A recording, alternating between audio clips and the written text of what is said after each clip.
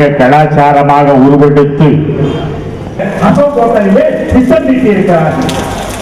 அப்பொழுது இந்த ஜெயலலிதாவை காப்பாற்ற வேண்டும் சாம்ராஜ்யத்தை நடத்தி கொண்டிருந்தவர் என்று அவர் மூலமாக தொடர்பு கொண்டு இப்பெல்லாம் திருப்போடு அப்பெல்லாம் போட்டா அந்த போட்ட அவரோட தொடர்பு கொண்டு ஜெயலலிதாவை எப்படியாவது மதுரையை விட்டு காப்பாற்றி அனுப்புவீர்கள், இல்லாவிட்டால் பலகடம் ஏற்பட்ட செய்தி ஒரு ஆற்றை அனுப்புகிறார். அவர் எங்கு வந்திருக்கிறார்?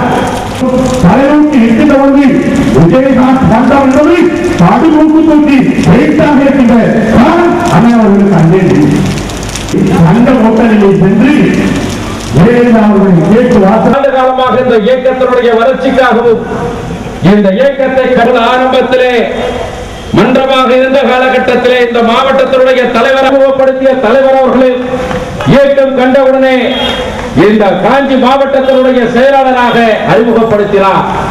காஞ்சிபுரம் மாவட்டம் சென்னை மாவட்டம் என ஒருங்கிணைந்த மாவட்டமாக தலைமை நிலையத்தினுடைய செயலாளராக இருந்து மாவட்ட கழக செயலாளராக எனக்கு முன்னாலே பேசிய அன்புக்குரிய அண்ணன் அவர்கள் சொன்னார்.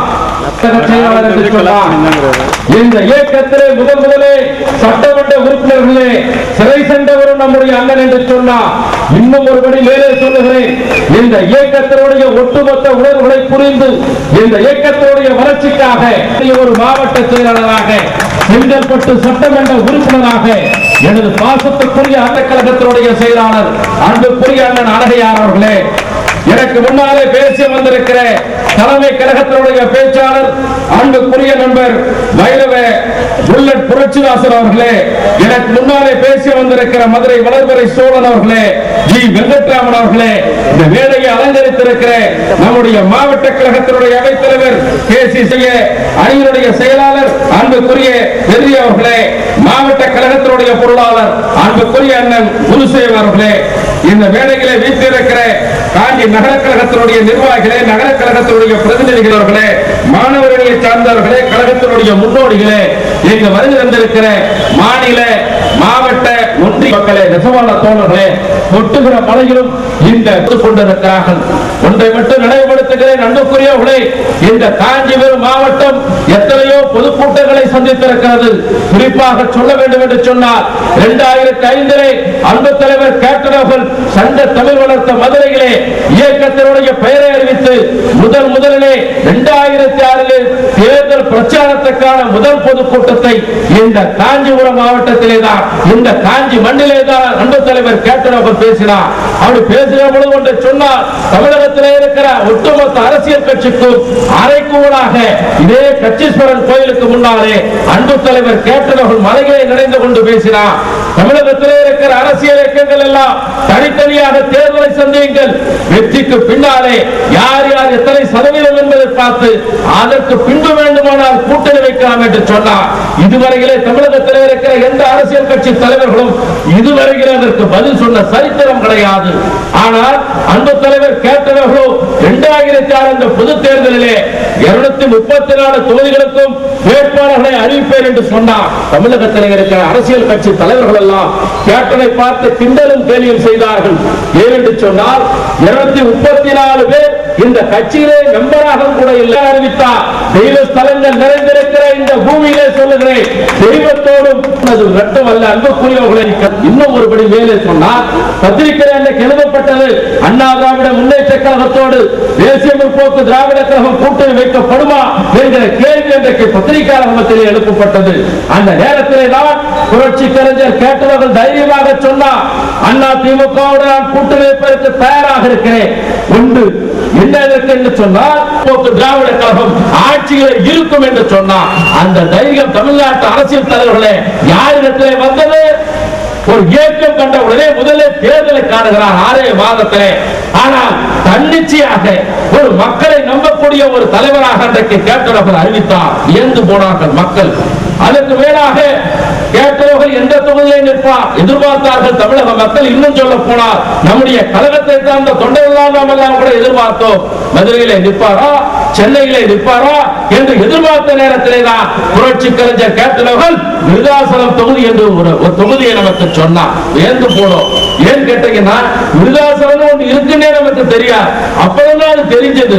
அதுக்கு என்ன காரணம் அப்படின்னு கொஞ்சம் விசாரிச்சு உள்ள போகும்போது பார்த்தா கஜேந்திரன் ஒரு திரைப்படம். அந்த திரைப்படத்தை அன்றைக்கு பாட்டாளி மக்கள் கட்சி தமிழ்நாடு முழுவதும் வெளியிட மாட்டேன்னு சொன்னா அதையும் கலக்கினாங்க. ஐடியா போட்டான். என்ன அரசியல சாணக்கியர் இல்லையா, ரெண்டு பேரும் ஐடியா பண்ணி எப்படியாவது நம்முடைய கேப்டனை தோக்கடிக்கணும் முடிவெடுத்தான். எடுத்தாலுடைய முடிவுக்கு பின்னால என்ன பண்ணாங்கன்னு பாத்தீங்கன்னா, புரட்சி கலைஞர் கேப்டன் என்ற பேரிலே 3 விஜயகாந்த் அங்க வேட்பாளராக அறிமுகப்படுத்துறான். நான் கேட்கிறேன் சார், பணிவோடு கேட்கிறேன். இங்க நிறைய பேர் நீங்க வந்து விவசாய தோழர்கள், நிறைய அரசியல் பேசக்கூடியவங்க, எல்லா ஊர்லயும் பாத்தீங்கன்னா காரு டூ வீலர் அதிகமா இருக்கும். இந்த காஞ்சிபுரத்துல தான் சைக்கிள் அதிகமா இருக்கும். ஏன்னு கேட்டீங்கன்னா நிறைய பேர் நிறைய இடத்துல உட்கார்ந்து இந்த அரசியல பேசுற வல்லுநர்கள் இங்கதான். அதனாலதான் இந்த அரசியல் அரங்க நிறைஞ்சிருக்கிற இந்த காஞ்சி மக்களை நான் கேட்கிறதுனா, இதே நிலைமை இதற்கு ஜெயலலிதாவிற்கு ஒரு தொகுதிகளை வேட்பாளராக நின்ற பொழுது ஜெயலலிதா என்கிற பெயரில் 3 ஜெயலலிதாவை எதிர்த்து ஜெயலலிதா வெற்றி பெற்ற சரித்திரம் ஜெயலலிதாவுக்கு உண்டா? கலைஞர் கருணாநிதி அவர்கள் துறைப்பாக்கம் தொகுதியிலே கலைஞர் கருணாநிதி என்கிற 3 வேட்பாளர்களை எதிர்த்து நிறுத்தி நீங்கள் வெற்றி பெற்ற சரித்திரம் கலைஞர் கருணாநிதிக்கு உண்டா? ஆனால் விருதாசலம் தொகுதியிலே புரட்சி கலைஞர் கேப்டன் விஜயகாந்த் என்கிற பெயரை எதிர்த்து 3 விஜயகாந்த் போட்டியிடுகிறார்கள். ஆனால் அந்த விருதாசலத்தில் இருக்கிற ஒட்டுமொத்த மக்கள் முடிவெடுத்தார்கள், விஜயகாந்த் ஜெயித்தால் ஏதோ இந்த விருதாசலம் தொகுதிக்கு எம்எல்ஏ மட்டுமல்ல, தமிழ்நாட்டினுடைய முதலமைச்சரை நாம் வெற்றி பெற வைக்கிறோம் என்று சொல்லி விருதாசலத்தில் இருக்கிற மக்கள் 14,000 வாக்குகளை தந்து அந்த தலைவர் கேட்டவர்களை கோட்டை கழிக்கிறார்களே, அந்த விருதாசலம் மக்களை என் ஆயுள் உள்ள வரையிலே நான் கால் வணங்கி நன்றி சொல்ல கடமைப்பட்டிருக்கிறேன். எனக்கு அப்படிப்பட்ட ஒரு வரலாற்று வெற்றிக்கு அறிந்துவிட்டு என்கிற செய்தி வருகிறது. இன்னும் சொல்ல போனா ஒரு பத்திரிகை செய்தியை நான் படித்தேன்.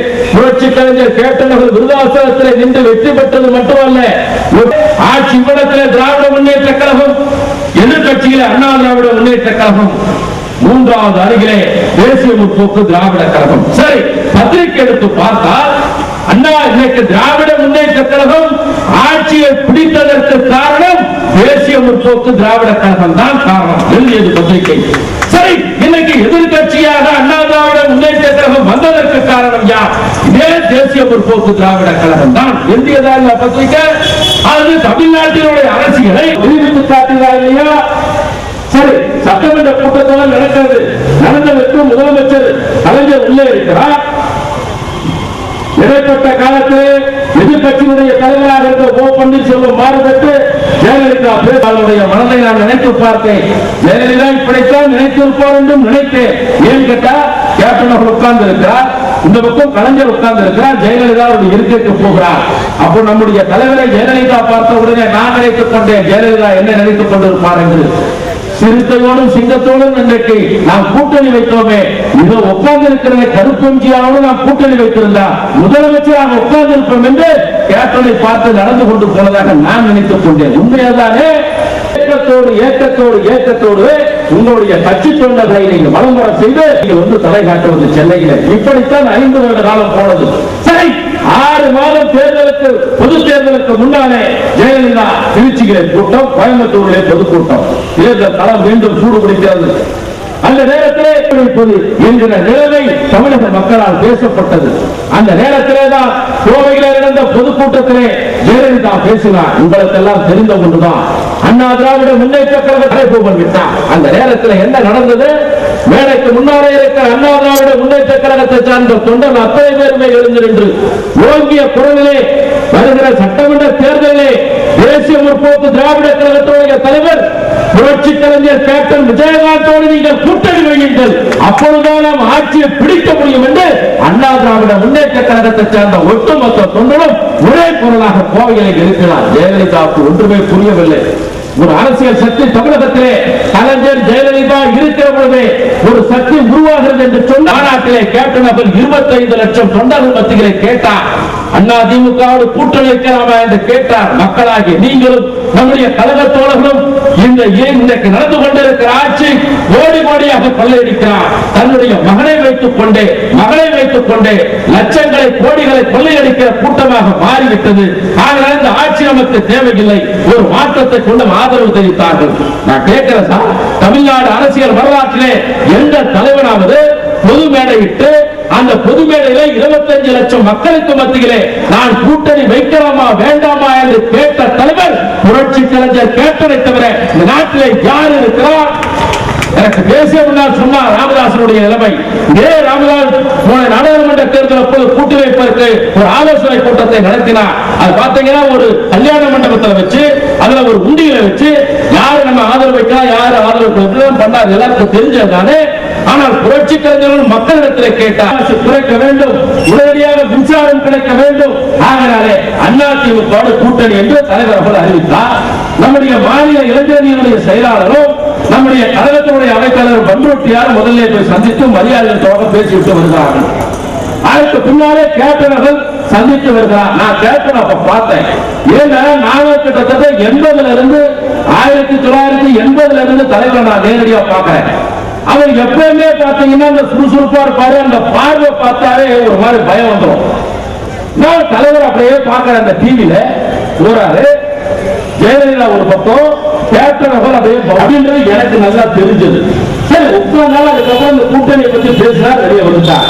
வந்தவுடனே இதே ஜெயலலிதா வெறித்தவர்கள் தேசிய முற்போக்கு திராவிட கழகத்தினுடைய தொண்டர்கள் யாருக்கும் பயப்பட வேண்டிய அவசியம் இல்லை. உடனடியாக ஜெயலலிதா பயந்தாங்க.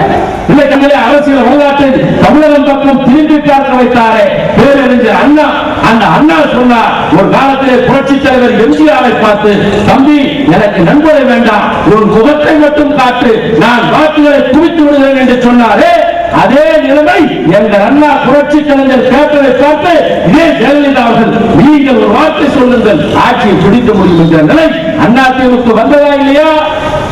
அதுக்கு பின்னாலே எங்களுடைய தலைமைச் செயலகத்தை இதே கம்யூனிஸ்ட் இதே மதிமுக மற்ற கட்சிகள் எல்லாம் ஓடோடி வந்தார்கள். மூன்றாவது அணியை நாம் உருவாக்குவோம். தமிழகத்திலே ஆளுகிற திறமை கேப்டனுக்கு உண்டு என்கிற செய்தியை கேட்டு அத்தனை பேர் ஓடி வந்தார்கள். கேப்டன் சொன்னார் வாக்குறுதி தந்துவிட்டே அண்ணா திராவிட முன்னேற்ற கழகம் ஆகையினாலே அண்ணா திராவிட முன்னேற்ற கழகத்தோடு கூட்டணி பிறக்க நான் உறுதி செய்திருக்கிறேன், ஒரு நாள் அவகாசமாக பொருங்கள் என்று சொன்னார். அதுக்கு பின்னாலே கூட்டணியை பற்றி பேசப்பட்டு உடனடியாக ஜெயலலிதாவும் தேர்தல் பிரச்சாரத்திற்காக துவங்கி உட்கார்ந்துட்டார். தலைவருடைய பேச்சை கேட்டதற்கு பின்னாலேதான் அவருடைய தேர்தல் பிரச்சாரத்தை துவங்கினார். சரி, தேர்தல் பிரச்சாரத்தை துவங்கினார். துவங்கியதற்கு பின்னாலே அதே கோயம்புத்தூரிலே பொதுக்கூட்டம். கலைஞர் சொல்கிறார் கூட்டணி கட்சி தலைவர்களை ஒரே மேடையிலே பார்ப்பதற்கு கூட முடியவில்லை, இப்படி ஒரு கூட்டணி என்று சொன்னார். புரட்சி கலைஞர் கேப்டனும் அந்த நேரத்திலே சொன்னார் தேர்தல் நேரத்தில் நான் இருக்கிறேன், அந்த வேலைகளை வந்து பேச வேண்டும் அல்ல, என்னுடைய அவைத்தலைவரை அனுப்பி வைக்கிறேன் என்று சொன்னார்.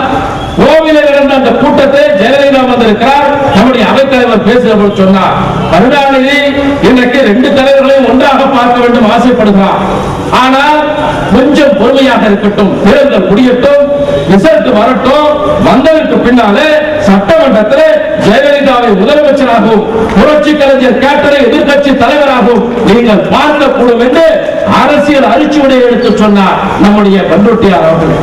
சொன்ன உடனே சொன்னது என்னவோ தெரியல, அப்படியே படிச்சு போச்சு. எம்ஜிஆருடைய போட்டோவே அதிமுக போஸ்ட்ல போடக்கூடாதுன்னு சொன்னவங்க ஜெயலலிதா உண்டா இல்லையா? கேப்டனுடைய அந்த கட்சியை சார்ந்தவர்கள் எம்ஜிஆர் போட்டதுனாலதான் எம்ஜிஆருக்கே விடுதலை கிடைத்தது. அதுல எந்த மாற்று கருத்தும் கிடையாது. இது உண்மையான எம்ஜிஆர் தொண்டை எனக்கே சொன்னது. இன்னைக்கு எம்ஜிஆர் உடைய அந்த தருவர்களை எம்ஜிஆர் உடைய சிந்தனைப்பட்ட தலைவர் இந்த தமிழ்நாட்டில் 7 வருட காலம் எப்படி அரசியல் பண்ணார்? பயந்தாரா? எதற்காக பயந்தாரா? இன்னைக்கு கூட திராவிட முன்னேற்ற கழகம் அதனுடைய தலைவர் தன்னுடைய மகன் ஸ்டாலினை எனக்கு ஐநா சபை தடுத்து ஒரு லெட்டர் கொடுத்திருக்கிறார், ஒரு போஸ்ட்மேன் மாதிரி. நான் கேட்கிறேன், இதே இளைஞர் தமிழர்களை இன்றைக்கு கொத்து கொத்தாக கொண்டிருக்கிறது. எனக்கு மத்திய அரசாங்கம் அதற்கு இன்றைக்கு வடை சேர்க்கின்ற வகையிலே வலு சேர்த்துக் கொண்டிருக்கிறது. இதை கண்டிக்கின்ற வகையிலே இதே மன்மோகன் சிங் சென்னை வருகிற பொழுது நம்முடைய கட்சியை சார்ந்த நிர்வாகிகள் புரட்சி கலைஞர் கேட்டவர்கள் கருப்பு உடை அணிந்து பிரதமருக்கே கருப்பு கொடி காட்டியோடு அந்த வீரம் இந்த நாட்டிலே யாருக்கு இருந்தது? சொன்னதற்கு பின்னால்தான் வைகோ இங்கே காட்டுவதாக சொன்னார். அது மன்மோகன் சிங்குக்கு நன்றாக தெரிந்து விட்டது. சென்னையிலிருந்து பிளைட் ஏறி போயிட்டார். அன்றைக்கு நம்முடைய அண்ணன் இங்க இருக்கிற நம்முடைய நிர்வாகிகள் எல்லாம் சின்ன டவுசர் போட்டு சின்ன பசங்க சார். 83 பனகல் பார்க்கல நம்முடைய தலைவர் கேப்டன் அவர்கள் இலங்கையில் இருக்கிற நம்முடைய துப்பப்படி உறவுகள் எல்லாம் இன்றைக்கு துன்பத்தில் ஈடுபட்டு கொண்டிருக்கிறது. உண்ணாவிரதம் இருந்தாரே புரட்சி கலைஞர் கேப்டன் அவர்கள், அந்த உண்ணாவிரதம் உண்ணாவிரத்தை முடித்து வைத்தவர் அன்றைக்கு